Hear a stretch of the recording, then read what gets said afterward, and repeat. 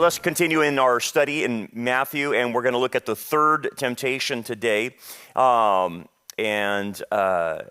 wanted to take our time going through each of these because they're so impactful, they're so relevant, and we all have to deal with it. And one of the things I wanted to give out before we start in is the overall picture. I've given you the Jewish background and all of that. Now I want to go more into an application mode as far as you personally. And what you're seeing in this pattern with the Messiah is before he starts his ministry, he's attacked. He's attacked by Satan. He's tested by Satan. And let me just put that principle out there to everybody. Anytime you do something for God that's brand new, expect an attack. Okay? Expect that they're going to come after you, because when you say, I'm going to do something else and I'm going to go in this area, and you start expanding your ministry, you start expanding and you push back against the kingdom of darkness, you're going to get a pushback, because they're going to try to see if they can intimidate you. They're going to see if they can make you so much afraid to give you a warning shot of saying, hey, you don't like how rough life is? Then back off. Just back off and we'll let you alone. But your job and my job is to follow exactly what the Lord said, or what he does, is that he just pushes on through. He doesn't allow Satan to hinder him. Yes, there will be hindrances, but if God's will is for you to do something, you will be able to push through. You just have to put your head down and trust God. And I know it's tough. It's really rough, because everybody I tell this to, and then it happens to them, they're freaked out. And it's like, yeah, I told you this would happen. When you venture out, you're going to get attacked. And you have to just get used to it. This is part of the game. It's a war, and they're trying to stop you. Satan has no problem with you and leaving you alone if you just sit there, sit on your blessed assurance, and never do a single thing but go to church.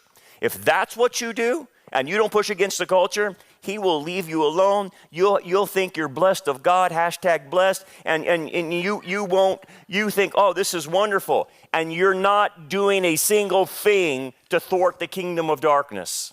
Of course he'll leave you alone. So my admonition to all of you, and I've talked to many of you sitting in this room, you have all told me you did something and they pushed hard, didn't they? And they pushed hard, and here's the thing. Do not think it'll be a frontal attack on you. It'll come from your 6 o'clock point from behind you. It'll come, and they will attack your weakest link in your family and use the weakest link against you. That's how they work. They do it to me, they do it to you. It's the same pattern. They take the weakest link. So think about this. Who in your family is the weakest link? That person will be used against you. Maybe it's your mother-in-law. Maybe it's your brother. Maybe it's one of your siblings. Maybe it's one of your adult kids. I don't know. It'll be one of them who are not spiritually in tune with the Lord that he will use against you. And you're like, I don't understand what's happening. Just take a step back and realize, oh, he's using them against me. Right. That's what's happening. So I want you to recognize that as an overall picture in the area of testing. So for instance, I got some stories here I want to show you of like when you start testing the waters and pushing back on evil, you get a pushback. So girl athlete loses medal for refusing to stand with trans male on podium. Good for her. I'm glad. Good for her. She's not going to pretend, that this guy is a gal and that he won over them. That's ridiculous, right? Or how about this? Legacy media won't touch these explosive mRNA vaccine studying findings. So a Swiss study concluded that COVID-19 boosters may not offer clear short-term benefits in a post-pandemic setting and may even increase short-term illness risk. Yeah, I'm sure that it does. Further warned that routinely boosting young to middle-aged healthy individuals may not meet basic risk-benefit thresholds. Yeah, we knew that 5 years ago. Now they're barely coming to fruition of this, but notice the media doesn't admit like they were complicit in this. They just won't even talk about it. In fact, some of them even double down. And it's like, yeah, you push back against evil. That was very evil, what they did. And you push back against it, and they're silent. They won't do anything. Or how about this? Trump's pushing back on this lawlessness in Washington, D.C. Have you been watching these crazy cities, defund the police, which was insane. Take away the police, and what do you think your crime's what's going to happen there? Well, Washington D.C. is out of its mind criminal, because they did that, defund the police. So Trump has to call in help to stop all of this and try to get some law and order. And of course, he gets a pushback from the media. Oh, this is a fascist doing. And it's like, fascists, we just want some control. We just want people to stop criminalizing others and this turning into a dystopia. But again, you push back, that's what happens. How about this one? So Trump goes and meets with Putin, try to get some reconciliation that's going on between Russia and the Ukraine. You've been following this. And it's like anything that Trump does, they have to turn it negative. Well, he's a Russian asset. What? I thought we already got past this Russian collusion stuff. But even Bill Maher said in this article, Bill Maher's a leftist, by the way, says it's a zombie lie that Trump's pro-Putin. Trump bombed Putin's ally in Iran. So here's Bill Maher trying to correct the left, and they won't even accept it. But what is my point?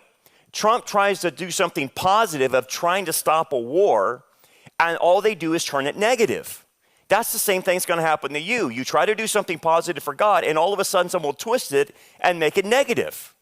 And you have to be able to push through that. I appreciate what Costco's doing.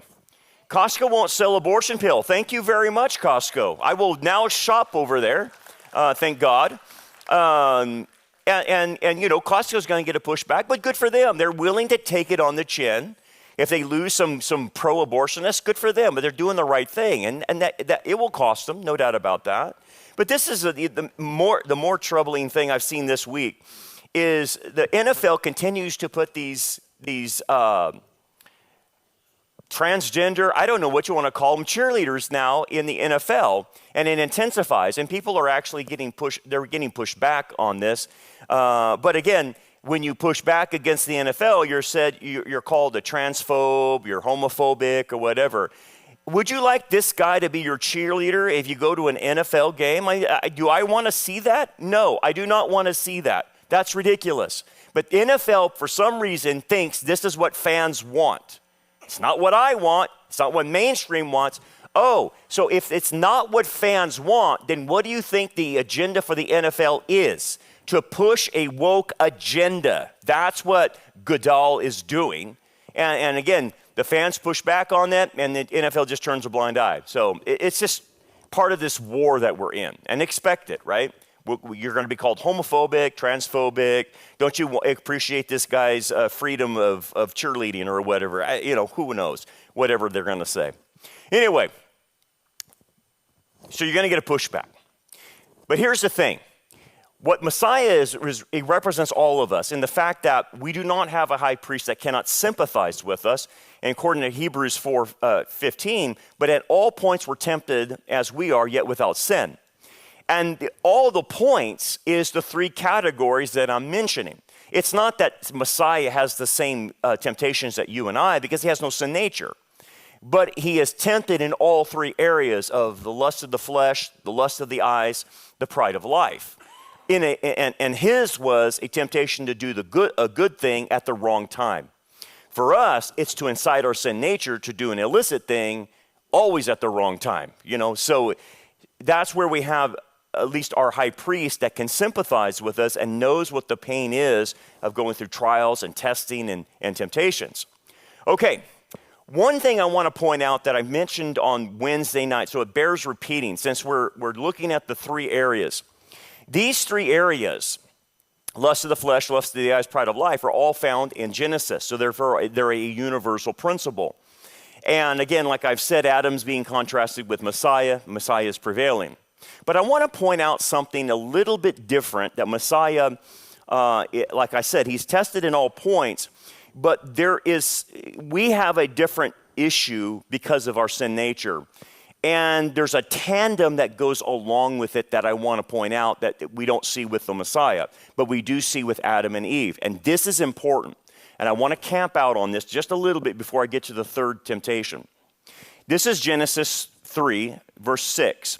So when the woman saw that the tree was good for food, that's the lust of the flesh, and it was pleasant to the eyes, lust of the eyes, and a tree desirable to make one wise, pride of life, she took the fruit and ate. She also gave it to her husband with her, and he ate. Do you see the problem with that? Do you notice that Adam doesn't protest eating the fruit? He doesn't do anything. She took the fruit, she ate, and she gave it to him, and he just eats. There's no questions asked. He just eats what she gives him. And you're like, what's happening here? There's a fundamental problem here. And this is even with two humans that don't have a sin nature yet. And so it seems to be a weakness of ours that we need to understand. I want you to see then the pattern of temptation that emerges that affects men and women as companions. And this is important. This is extremely important for any temptation. Notice, now the serpent was more cunning than any of the beasts of the field which the Lord had made. So you're dealing with, obviously, Satan, and Satan is the most intelligent creature God has ever created. And he said to the woman, wait a second, let's just stop right there. Notice who Satan went after. He did not go after and target Adam, he targets Eve. Please make a note of that. That is the pattern that starts emerging. Satan goes after the woman. Has God indeed said, you shall not eat of every tree of the garden? Doubt. And the woman said to the serpent, we may eat of the fruit of the trees of the garden, but of the fruit of the tree which is in the midst of the garden, God has said, you shall not eat it, nor shall you touch it. She added now, lest you die. Now wait a second. So he targets the woman, and Eve decides to have a dialogue with the Nakash. A dialogue, okay? Instead of punning it, like Jesus is doing, Jesus is saying, thus says the word of God. Thus says the Lord. It is written. She doesn't say that. She just starts talking and having a conversation, and in that conversation, she is now adding stuff to what God said. The idea is that God told Adam what to do, and Adam communicated that to Eve. Now, instead of punting it back to her spiritual authority, she decides to be the spiritual authority and have a dialogue with the Nakash, with Satan. Then the serpent said to the woman, you will not surely die. That's a denial of what God said. For God knows that in the day you eat of it, your eyes will be open and you will be like God, knowing good and evil. So now he goes from denial to distortion or deception. So notice doubt, denial, distortion, deception. Guys, that's the pattern you will always get. It doesn't change. Satan will make you doubt, then Satan will deny, and then he will distort reality. And have you ever been around someone that's reality is all screwed up? They're on the third stage. When they can't see things correctly, when they say men can have a baby and men can menstruate, that's a distortion of reality. And when you see someone distorting reality, understand they have went through doubt, denial, and now distortion. That's a pattern, okay. But what I want to show you is relationally what's going on here in Genesis. Satan targets the woman first through her relationship to manipulate her emotions, because women have been given the gift of childbearing. They have been given the gift of compassion and kindness and nurturing, and they're full of emotions because they have to raise kids. That's part of the gifting that women have. But the gifting that women have is their greatest strength, but it's their greatest weakness. Just like the males, our greatest strength is to be analytical about things, but then that becomes our greatest weakness as well, because we have no emotions and we're cold. So our greatest strengths become our greatest weaknesses, so Satan capitalizes on that. So again, watch the pattern. I'm going to go after the woman, and I'm going to use against her emotions. And I'm going to get her into a relationship with me so that she trusts me. Because women are relationally oriented. Men are not. Women are relationally oriented. That's why they choose many times the careers they choose. If you look at the pattern, women typically don't choose engineering jobs. They don't choose bricklaying jobs. They don't typically choose computer jobs. Women typically choose jobs that has a social component in them. So That social component is what Satan takes advantage of. So he goes after the woman and gets into a relationship. What do you mean by relationship? Having a dialogue with Satan means you're establishing a relationship. That's what it does. And that's what he's doing. He establishes a relationship and then is going to use her compassion and mercy and grace and kindness to create what we call toxic empathy. Toxic empathy is a major problem. It is a major problem of why we had open borders. It is a major problem of equity, inclusion, diversity. That's what that is. It's toxic empathy. It's giving compassion outside the boundaries of God. It's giving love outside the boundaries of God. Okay? And the female principle is this: I can take it all in, I can do all, and I can even bring a poisonous serpent into my house because I can take it on. And I can even dialogue. Okay? That's the danger. I can do it all and not get in trouble. Then what's the problem with Adam? Adam is reflective of the majority of males in our culture that are beta males, that refuse to step up, that refuse to take on the nakash themselves. Adam is supposed to take him on. He is supposed to prevent the nakash from coming into the garden. And yet he sits back and lets it happen and lets his wife dialogue with him. So Adam is exhibiting a pattern, a male pattern of passivity in leadership. Males want position, but they don't want to follow through on the responsibility of being the leader and all that comes with it. And so that's why he's allowing Eve to do this. Okay, let's go back to why he targets Eve. So he's going to target Eve and use her compassion and her relational aspects to get to Adam, because the target is to take down Adam. Not so much her, it's him.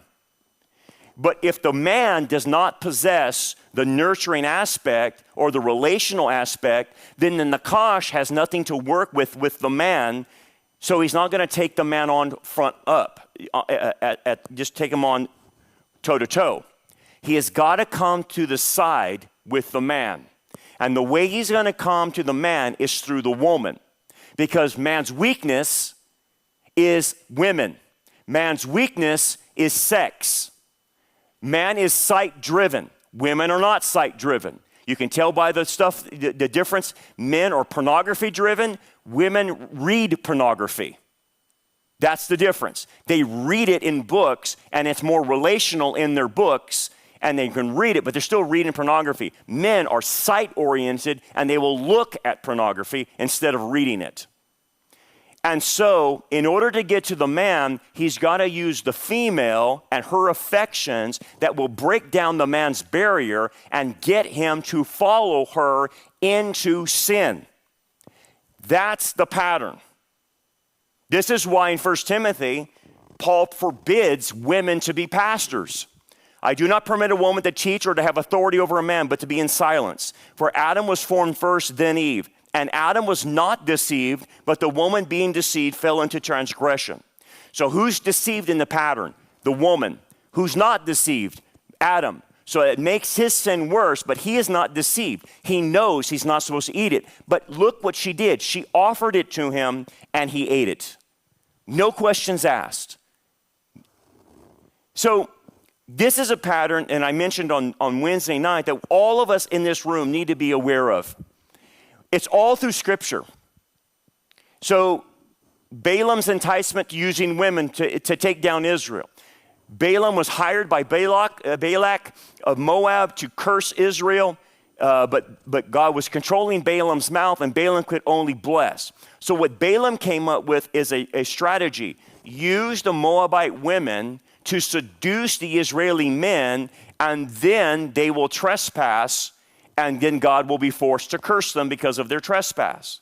So again, Numbers 31:6. Look, these women caused the children of Israel through their counsel of Balaam to trespass against the Lord in the incident of Peor.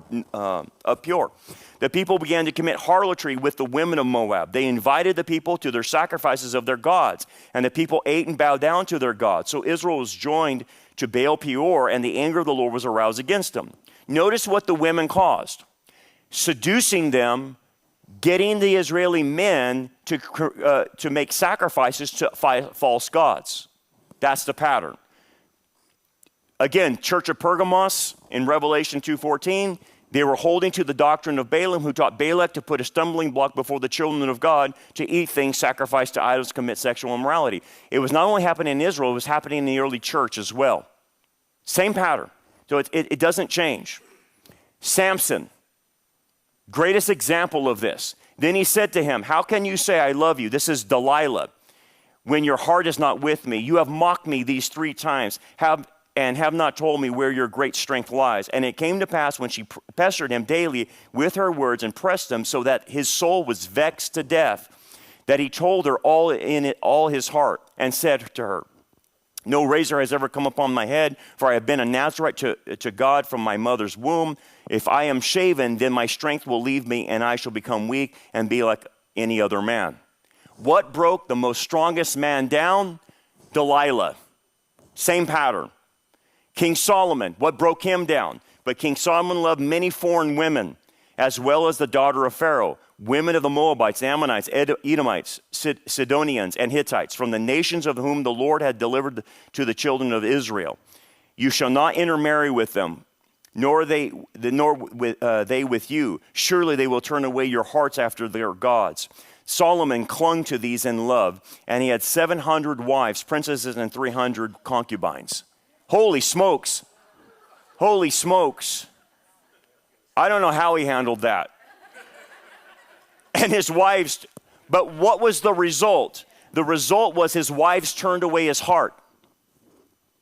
For it was so when Solomon was old that his wives turned his heart after other gods, and his heart was not loyal to the Lord his God. How are you going to get to Solomon? Go through his wives. Same pattern, right? Revelation 2:20. Because you allow that woman Jezebel, who calls herself a prophetess, to teach and seduce my servants to commit immorality and to eat things sacrificed to idols. There was a woman in that church, Jezebel, this is the church of Thyatira, and they were allowing her to do this. A woman was bucking the authority, coming in and teaching them to worship idols and sexual immorality. So again, what am I trying to show you? Satan is going to take down men who are passive and allow their wives or spouses or girlfriends or fiancés to manipulate them. Okay? That's how the pattern is. And women, you are the target, you are the first target to go after. And if he gets to talk to you and you start a relationship with him, so to speak, then he will use you against the male in your life. That's how the pattern works. And I'm going to tell you guys this. Guys, you need to get your sexual control under wraps. Because if you don't, that is where you're going to be manipulated every time. That's what happens. Women, you need to not use sex as a tool to manipulate your husband. If you're using that, you're out of line. So it goes both ways. It's a two-way street. And it starts with an Eve syndrome and an Adam syndrome, and it coalesces in someone being manipulated, and you saw all what happens. The man then it goes right into idolatry, starts worshiping foreign gods, or worshiping something else, or whatever it is. Guys, I'm going to tell you something. Of all the people that have left our church that get ticked off about me, or they get ticked off about our church, or get ticked off about something we say, you know who the first ones offended is? It's their wives. It's their wives won't tolerate me. Their wives won't tolerate the truth, and they get offended. They don't like what I say, and so they badger their husband. We got to get out of here. We got to get out of here. We got to get out. And the husband doesn't want to leave. And finally, she badgers enough. And who knows what's going on behind closed doors if she's holding off sex to him. She badgers him enough to where they finally leave, and it's her decision, not his. And I'm not saying they're going into idolatry, but he never intended to leave, but she doesn't like what we're saying. That's what happens. Dude, I've been doing this for 20-something years. That's the pattern. It's never the guy that gets ticked off. That's very rare that a guy gets ticked off. It's usually the woman that gets ticked off. Every time. Almost every time. So now let's go to to the third temptation, again, review. Now, the tempter came to him and said, if you are the Son of God, command these stones to turn to bread. We talked about that. That was dealing with the lust of the flesh, the desire to take something out of line that doesn't belong to you and satisfy your body. And he answered, said, it is written, man shall not live by bread alone, but every word that proceeds from the mouth of God. So the answer to lust of the flesh is make spirituality the priority over the physical. We've talked about that. That's called the temptation to the lust of the flesh. The second one we looked at is the devil took him up to the holy city, set him on a pinnacle of the temple, and said to him, if you are the Son of God, again, attacking his identity, questioning his identity, throw yourself down, for it is written, you shall give his angels charge over you, and in their hands they shall bear you up, lest you dash your foot against a stone. Again, Satan misquoting Psalm 91, taking a verse out, making it appear or sound like you can throw yourself off anything and be Superman and God will rescue you. And again, where were we at? We're on the top of the pinnacle, and just like we saw, Jewish tradition had it that Messiah would come and appear on the top of the temple and then present himself as that. And so Satan brings that temptation in line with Jewish tradition. But again, this is bypassing the cross. This is them hailing the Messiah before his work on the cross and the resurrection has even happened. So Messiah wants to be accepted by Israel, but not in a reckless way and out of God's timing like this. So that's called the pride of life. Jesus responds, it is written, you shall not tempt the Lord your God. That's out of Deuteronomy 6. And again, what we learned was when we desire to make a name for ourselves, we will do things beyond our capabilities. We will go beyond our boundaries. And what happens is we go beyond our boundaries to make a name for ourselves, and then we think that God will rescue us from being stupid and making stupid decisions because we've overextended. People who overextend, it's because of the pride of life. They are trying to make a name for themselves. That's politicians. All politicians do is try to make a name for themselves. That's what it's about. But we also can get in that trap as well. Why? Because when people presume upon God, they don't realize that they're trying to manipulate God, but it's disguised as faith. So people will try to attempt things for God without being called of God. You have to be called of God. If you're not called of God, do not attempt something that you're not called to do. But people will attempt something, and they say, well, it's for a good cause, and then they get out there and they can't make it. Now, let me give you an example of what I'm talking about. The pride of life can even affect people, pastors as well. So here's a stat I'll show you. When I started Rock Harbor, I knew the stats. I knew that 80% of the churches that start in their first year will fail. And then if you survive your first year, you have an 80% chance of not making it past year 5. So the stats are horrible, horrible. Why are they so horrible? If these people are so-called called of God, why didn't they get it off the ground? It's that very reason. They weren't called. They weren't called to do something. They took it upon themselves. They bit more off than they can chew. They don't know their own limitations. They have a grandiose idea of their skills and talents, and they go out there and they fail. And it's not because God didn't bless them. He just didn't call them. So that's why the stats are so high on church planting failures, because they're not called of God, as an example. But presumption then creates an impossible situation for self-glory and demands that God prove himself by rescuing us. Well, God has no obligations to rescue us from doing something stupid or overextending ourselves. Recklessness or taking too much for self-glory is not courage, or not martyrdom.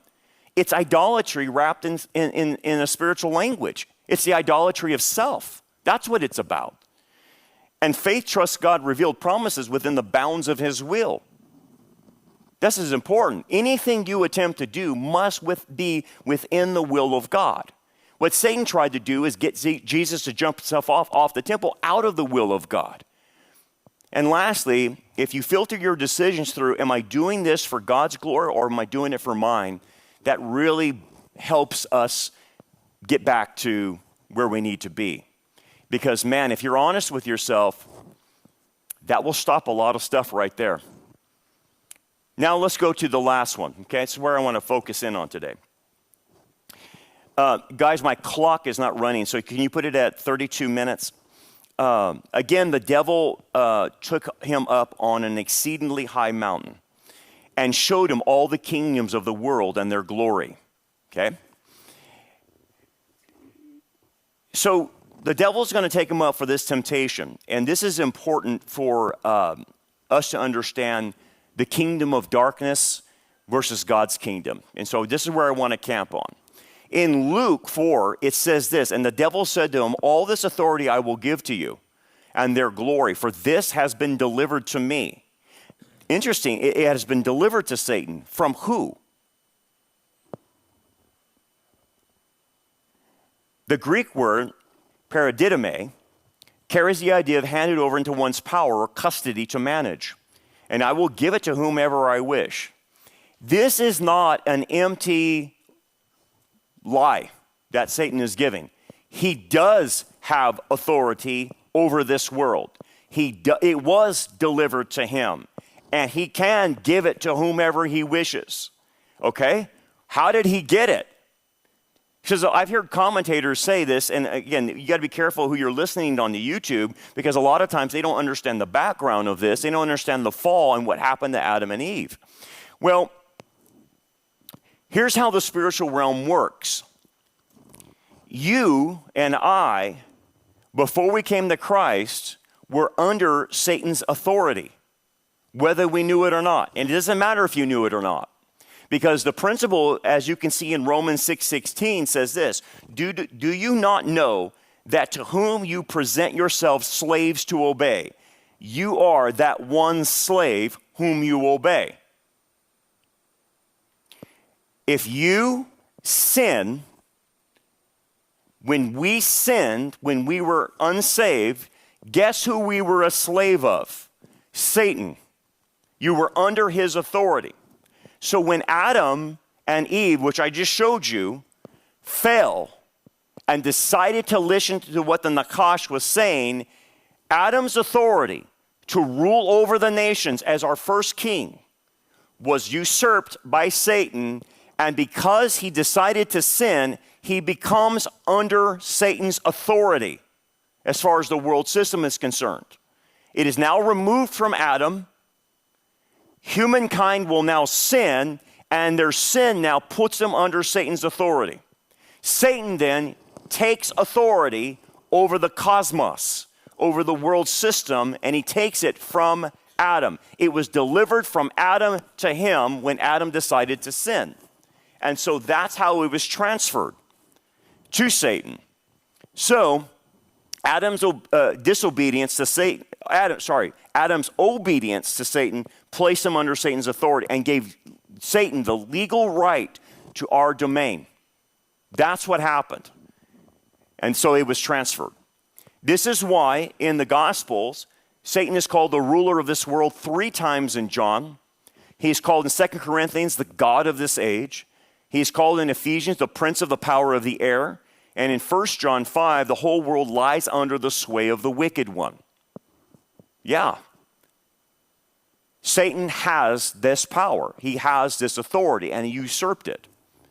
So he says, and he said to him, all these things I will give you if you will fall down and worship me.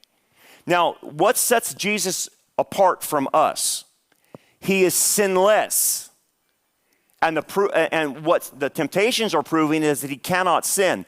Hence, Jesus will always obey the Father, which means he's under the authority of the Father and of the Father's kingdom. If he could get Jesus to sin, it would place the Messiah under Satan's authority.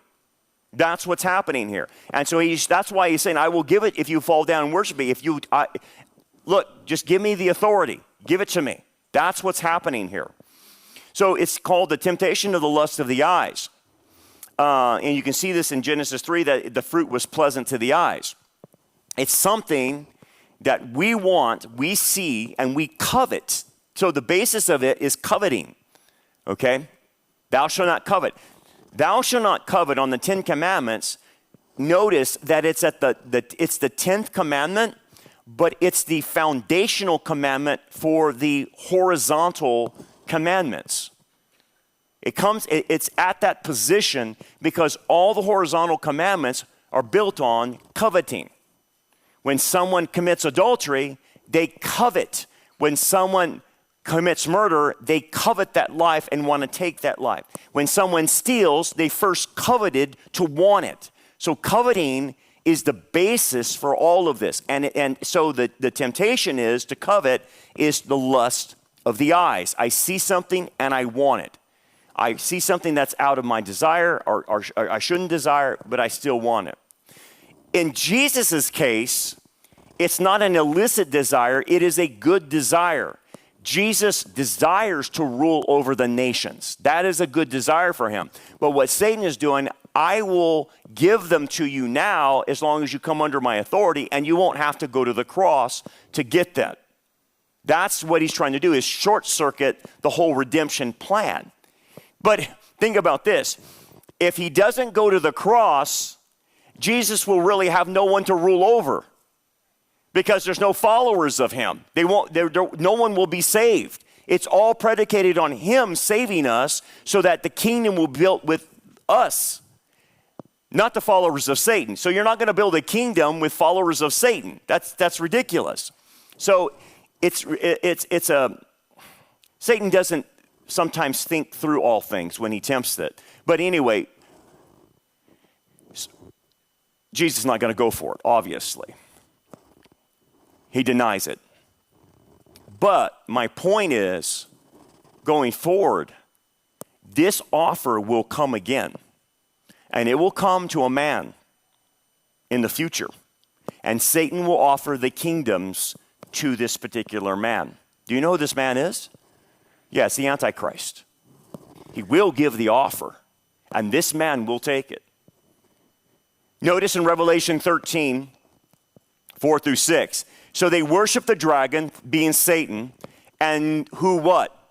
Who gave authority to who? The beast, the Antichrist.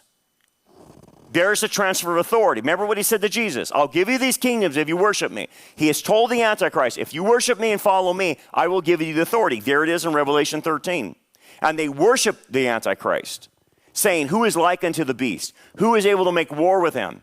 And he was given a mouth speaking great things and blasphemies, and he was given authority to continue for 42 months, the last half of the tribulation. Then he opened his mouth in blasphemy against God, and to blaspheme his name, his tabernacle, and those who dwell in heaven. Notice in verse 7, and what?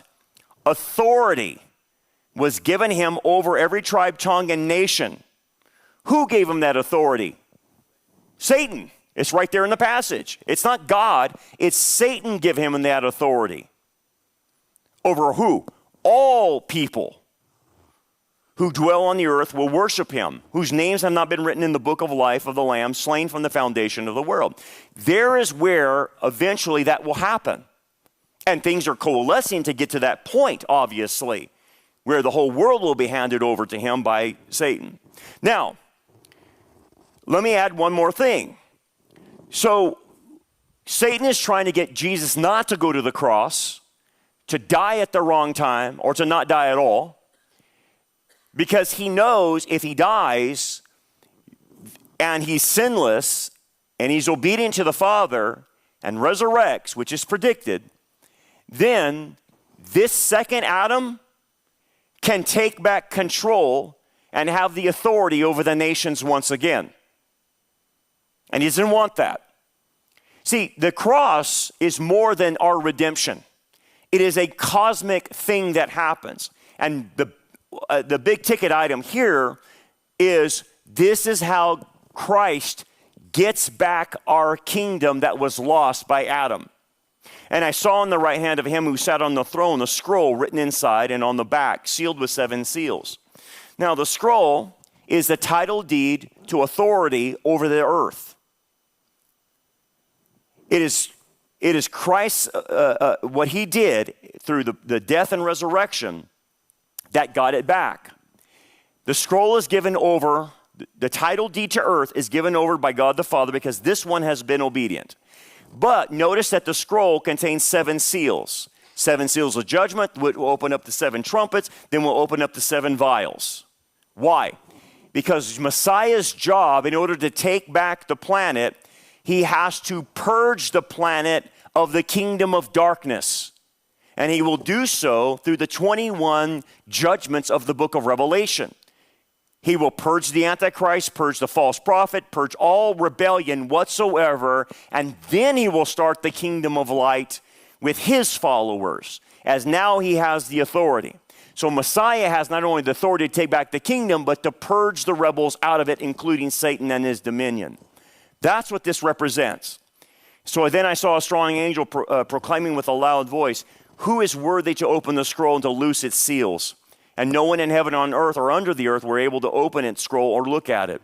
So I wept much because no one was found worthy to open it and read the scroll or to look at it. Why was no one found worthy? Because no human being was completely obedient to God the Father. And the minute a human being becomes disobedient, they come under the authority of Satan. But yet Christ was sinless and he never came under the authority of Satan. This test proves it. Therefore it says, "But one of the elders said to me," elders of the church, "Do not weep. Behold, the Lion of the tribe of Judah, the root of David, has prevailed to open the scroll and to loose its 7 seals." There is one that was obedient to God the Father, and that is the one who is worthy to take back the kingdom and expel Satan and the dominion of darkness. That's what's happening here. So, other passages weigh in on this. Colossians 2:15, having disarmed, or basically the idea in the Greek is to strip them of their clothes, which you would do to kings that you conquered. You strip them of their clothes and you chain them up to your chariot and you display them naked in front of them. That's what's happening here, having disarmed or disrobed them, which is taken away their authority. Principalities and powers. He had made a public spectacle of them, triumphing over them in it. So the idea is humanity's sin that was a legal leverage that Satan had that kept us enslaved. We were under his authority. So when Jesus dies for us and you believe in him, that leverage of Satan's ownership over you and me is now over. We were no longer under that leverage. We're no longer under his authority. And this is a legal thing spiritually. This is important for us to understand. Satan has no claim on you anymore. He cannot continue to bombard you and make you a slave to sin unless you allow him. And if you allow him, you are putting yourself back under his authority. That's how it works legally. Acts 2:24, whom God raised up, having loosed the pains of death, because it was not possible that he should be held by it. Death was the final weapon he had over us. And he used it and manipulated it to his advantage. Because if you do not know God and you're not saved, death is your last enemy that you will face. And it will take you to an eternity without God. So Satan used death as a manipulative tool, a fear tactic over us. But now that we're believers in Messiah and we're under his authority, not Satan's authority, Satan cannot use the fear of death over us anymore. What does that mean? Well, this is Hebrews 2:14. Satan can't touch you and kill you. When you were an unbeliever, you were fair game to Satan. If he wanted to kill you, he could have killed you. You were under his authority, and he had every right to kill you if he wanted to kill you. And he does quite frequently to many unbelievers. But once you come under the authority of the Messiah, you are now protected from Satan killing you. And all you have to do is read Hebrews 2:14, and it talks about that. He can't kill you. So who controls your death? Jesus. I was dead, and behold, I am alive again. And I hold the keys of death and Hades. He holds the keys. He has the authority now. And the timing of your death or the rapture or whatever is according to the Messiah, not Satan. So everything has changed now. And notice you've been taken out of that kingdom. For whatever is born of God overcomes the world. What does it mean, overcome the world? The cosmos, the satanic system that's under Satan's control. And this is the victory that has overcome the world, our faith. How did you escape? Faith in the Messiah. And the whole world, the cosmos, lies under the sway of the wicked one. So this is why we're fighting AB 495. This is why we're fighting all these issues in the world, because the world's controlled by the satanic system. But here's the thing, you're no longer part of it. You've been removed. You're out of it now. Look at Ephesians 2:1. And you were made alive, who were dead in trespasses and sin, in which you once walked according to what? The course of this world, the satanic world, according to the prince of the power of the air, the spirit who now works in the sons of disobedience, among whom also we all once conducted ourselves in the lust of the flesh, fulfilling the desires of the flesh and of the mind, and were by nature children of wrath, just as the others. You're no longer that person anymore under wrath. You're no longer walking according to the prince of the power of the air. You're under the authority of the Messiah. And hence, you have the ability now to choose to obey him or not, to fall under Jesus' authority or fall under Satan's authority. You don't have to go back to that system, but you have a choice now as a believer.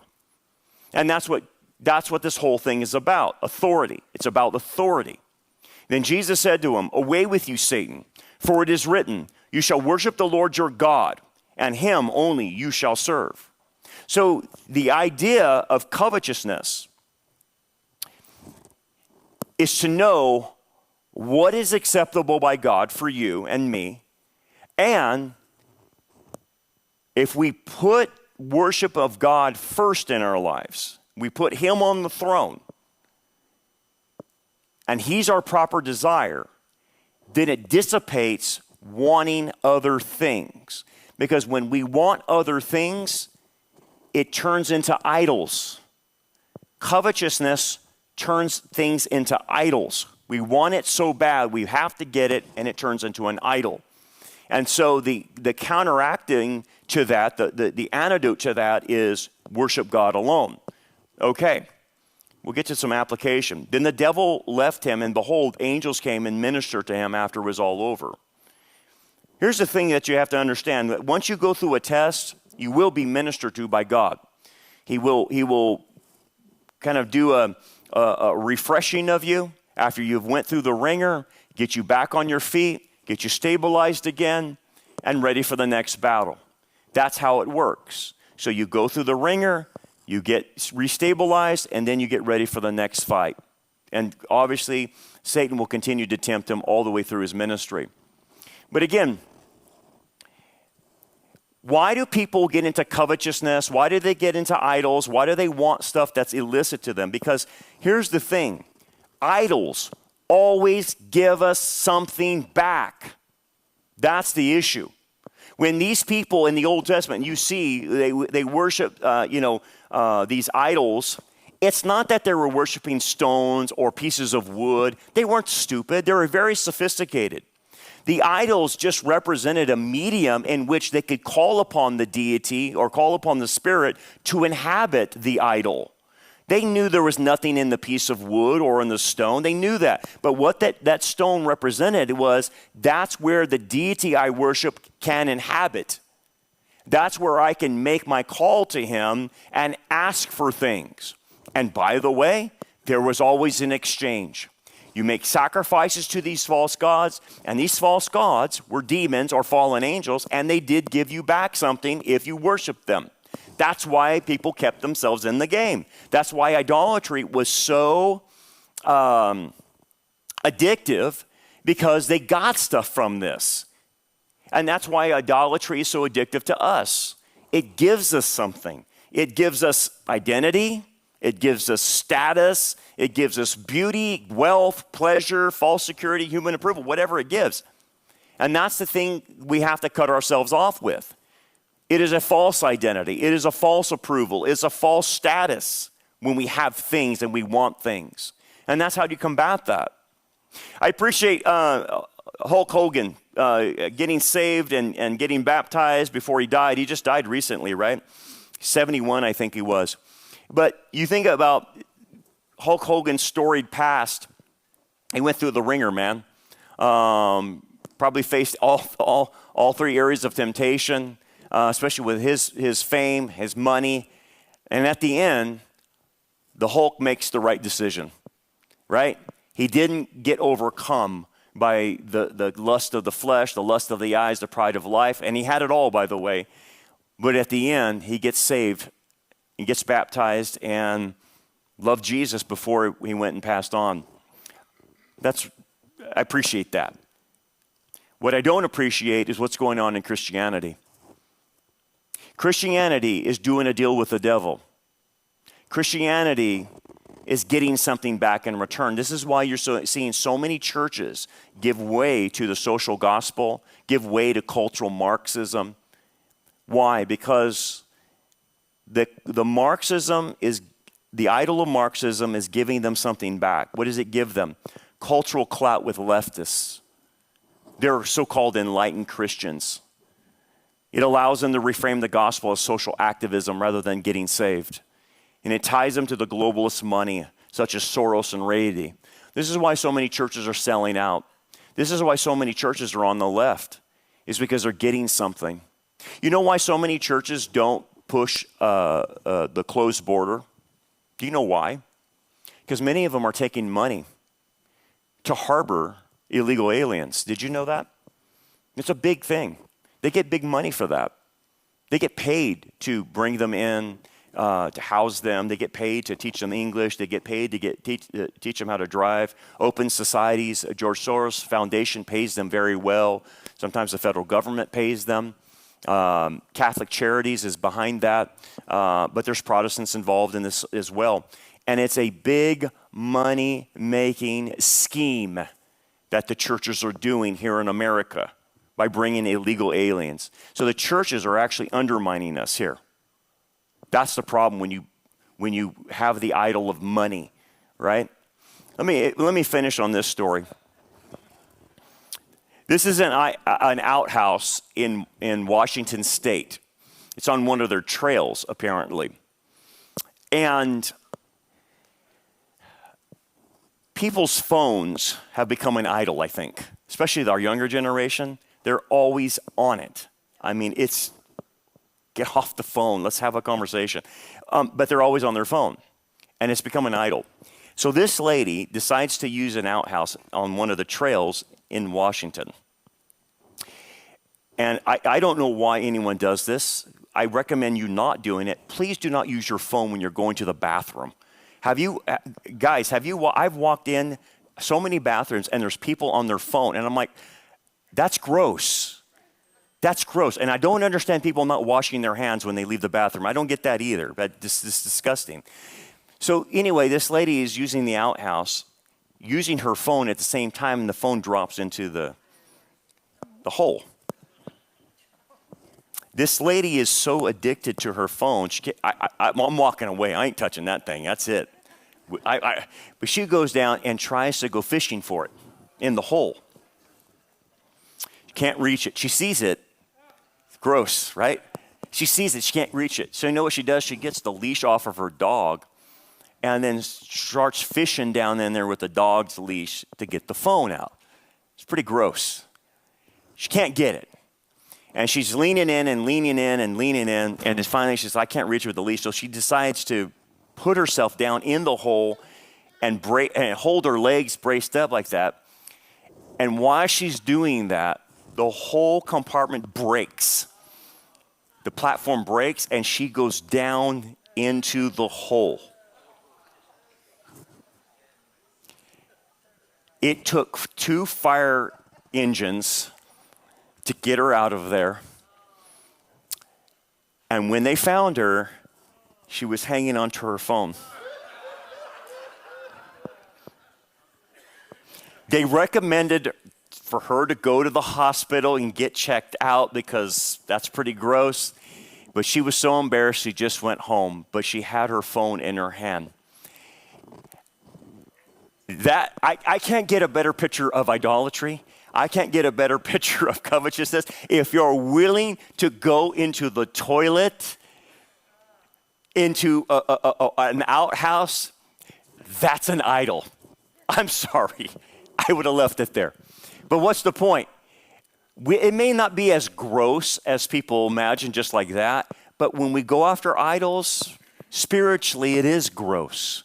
You're going after creatures that hate you and they're disgusting and want to destroy you. The answer to the lusts of the eyes is to covet God, is to desire Him, is to want Him, and that relieves the lust of the eyes. Let's pray. Father, thank you, Lord, for what we can learn from these temptations. Obviously, we're facing them ourselves all the time, but thank you for giving us the remedy to them. Lord, this whole thing, man, there's things all around us that cause us to covet. And help us to be like Christ, Father, to put you first, to put you number one in our lives, to seek you and nothing else, and everything will be added to us, as you say and promise. And I pray if there's anyone here that you would that hasn't come to faith in Messiah, today would be the day of their salvation, where they would understand they need to believe in Jesus, who died on the cross for their sins, was buried, and rose on the third day to give everlasting life to anyone who believes. We pray now in Jesus' name. Amen. Hey everybody, I need your help, and I need your help in 3 different areas. First of all, I need your help on our channel. Our channel is working against an algorithm, and so we need you to like, subscribe, and hit the bell. And if you'll do that, that helps us get the message out to many people. It outdoes the algorithm that's working against us. So if you'll do those things, real simple, like, subscribe, hit the bell. It'll get our message out to as many people as possible.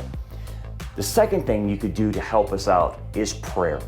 We get a lot of pushback online from not only human beings, but from the demonic realm as well. And so we need prayer. And so if you can pray for our ministry, that would greatly help us out. And third, it takes a lot of financial resources to put these programs on. And so we do a lot of filming, with a lot of editing, a lot of going on location. In fact, sometimes we film in Israel, and we film in Turkey and different places like that. And so it takes a lot of money to do these special programs that we put together. And so we need finances. And so if the Lord puts it on your heart to help us, that would be greatly appreciated by us in our ministry. So those are the 3 ways you can help us. Pray to the Lord how you could do that. Real easy. Like, subscribe, hit the bell, pray, and financially support us. God bless you. Thank you so much.